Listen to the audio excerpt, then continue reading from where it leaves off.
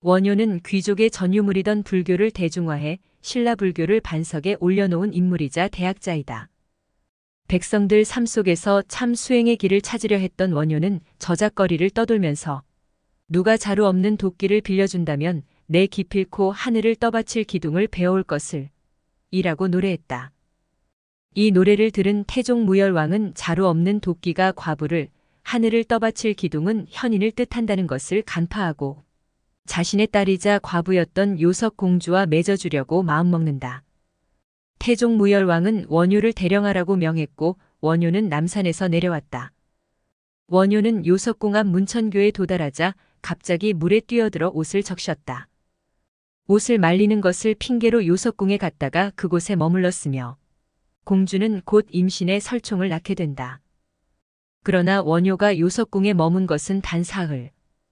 원효가 떠난 후 공주는 아들 설총을 데리고 남편을 만나러 갔지만 둘은 끝내 함께하지 못했다.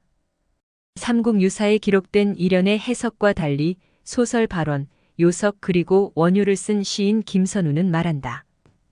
전통적으로 자루는 권력을 상징하기에 자루 없는 도끼는 권력 없이 맨몸뚱이로 사는 평범한 사람들이고 바로 이런 평범한 사람들이 하늘을 떠받치는 기둥, 즉 기존의 질서를 찍어 끊어버리고 새로운 질서를 만든다는 불온한 생각을 표출한 것이라고 말이다. 김춘추 같은 당대의 권력자는 원효를 파괴시켜서라도 그런 생각이 확산되는 걸 막고 싶었다는 것이다. 물론 김선우 작가의 대답은 둘은 뜨겁게 사랑했다이다. 그러나 요석과 원효의 사랑은 허구라는 주장도 꾸준히 제기된다. 원효에 관한 가장 정확한 자료로 꼽히는 서당화 상비와 송고승전의 요석공주에 대한 언급이 전혀 없다. 서당화 상비는 원효의 손자 설중업이 9세기 초 원효를 추모하기 위해 건립한 비석이다. 송고승전은 988년 중국 송나라 승려인 찬령이 저술한 중국과 한국의 고승전기다. 삼국사기 설총전에도 설총의 어머니가 공주였다는 기록이 없다. 원효는 648년 진덕여왕 2년에 황룡사에서 출가했다. 650년 의상과 함께 인도에서 새로 들여온 신유식을 배우기 위해 당나라 유학을 떠났다. 그러나 고구려 국경에서 첩자로 몰려 감옥에 갇혔다가 간신히 탈출했다. 돌아오던 길, 억센 비를 만나 흙구덩이에서 자는데 아침에 보니 그냥 흙구덩이가 아닌 주검이 가득한 무덤이었고 목이 말라 마신 것은 해골의 고인물이었다.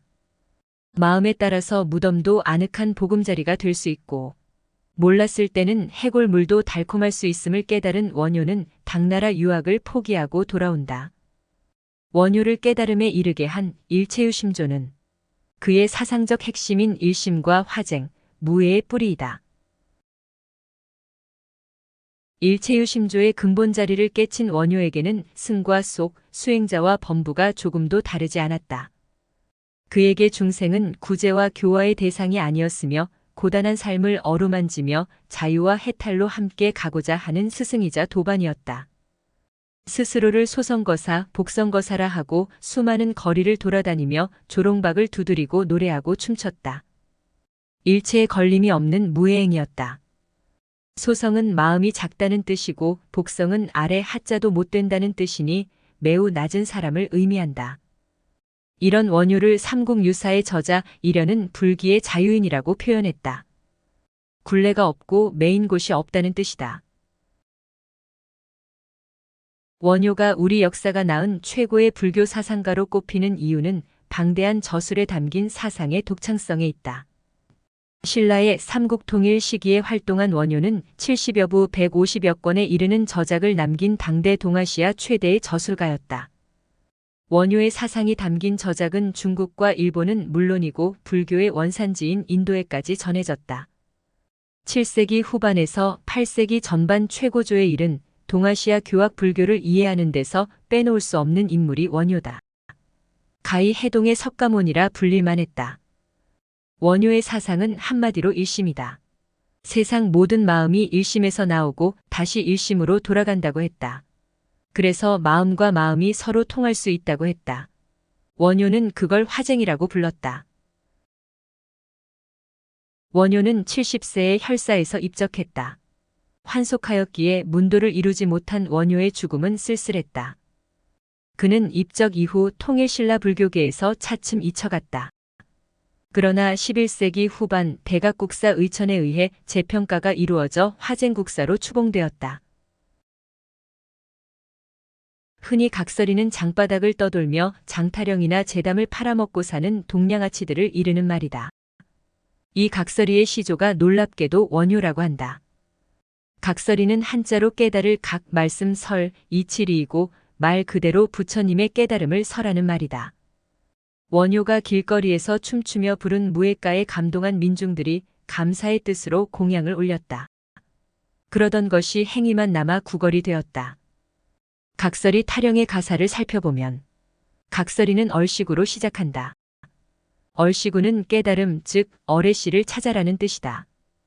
얼씨구씨구 들어간다. 어레씨가 몸 안에 들어간다. 저얼씨구씨구 들어간다. 내 어레씨도 몸 안에 들어간다. 작년에 왔던 각설이 죽지도 않고 또 왔네. 전생에 왔던 놈이 죽지 않고 이 생에 다시 태어난다. 각설이 노래 가사는 줄곧 우리네 삶은 돌고 돌아 윤회를 계속한다는 것을 말한다. 어느 날 원효가 상좌중과 길을 걷다가 개오를 만났다. 마침 장마철이어서 물이 불어나 있었다. 그런데 원효는 서슴없이 옷을 벗더니 아랫도리를 다 드러내고 물을 건너려 했다. 마침 옆에는 젊은 여인이 난감하게 서 있었다. 원효는 주저없이 그 안악을 둘러엎고 물을 건넜다. 개울 저편에 도착한 원효는 아무 일도 없었다는 듯이 옷을 입고 길을 걸었다.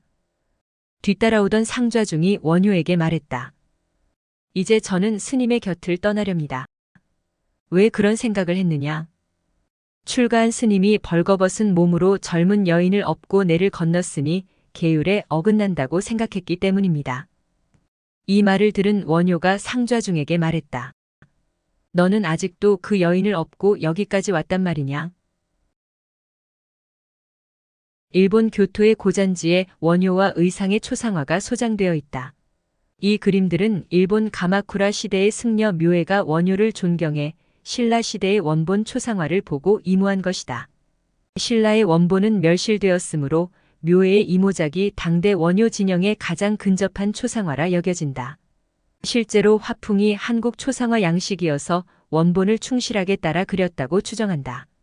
더부룩한 수염과 검은 피부의 담대한 인상이 문헌 기록에 남은 원효의 파격적인 행적과 걸맞다는 평가를 받는다. 고려와 조선 대부분의 국왕 어진이 현대까지 온전히 전해지는 것은 극히 일부라는 것을 감안하면 한중일 불교계에 걸친 원효의 명성이 어느 정도였는지 짐작할 수 있다. 모든 것에 거리낌이 없는 사람이라야 생사의 편안함을 얻나니. 악업은 허망한 마음으로부터 나온다. 깨끗하고 더러운 게 둘이 아니다. 삶과 죽음이 둘이 아니다. 일심이다. 나아가고 싶다면 늘 자신을 살펴라. 사악한 사고로 벗을 만든다면 오래가지 못한다. 쓸모없는 것이 아니라 쓰임새를 모르는 것이다. 진리는 밖에서가 아니라 자기 자신에게서 찾아야 한다. 이 세상의 모든 현상은 모두 마음에서 일어나며 모든 법은 오직 인식일 뿐이다. 마음밖에 법이 없는데 어찌 따로 구하겠는가. 지혜로운 이의 행하는 바는 쌀을 쪄서 밥을 짓는 것과 같고 어리석은 이의 행하는 바는 모래를 쪄서 밥을 짓는 것과 같네. 사람마다 밥을 먹어 줄인 배를 채울 줄은 알면서도 어리석은 마음 고치려고는 하지 않네. 무릇 중생의 마음은 원흉하여 걸림이 없는 것이니 태어나기가 허공과 같고 잠잠하기가 오히려 바다와 같으므로 평등하여 차별상이 없다. 좋은 음식으로 아껴 보살펴도 이 몸은 결정코 무너지고 비단으로 감싸 보호해도 목숨은 반드시 마치나니 메아리 울리는 바위굴로 연불당을 삼고 슬피 우는 기러기로 마음의 벗을 삼을지라. 백가의 설이 옳지 않음이 없고 8만 법문이 모두 이치에 맞는 것이다.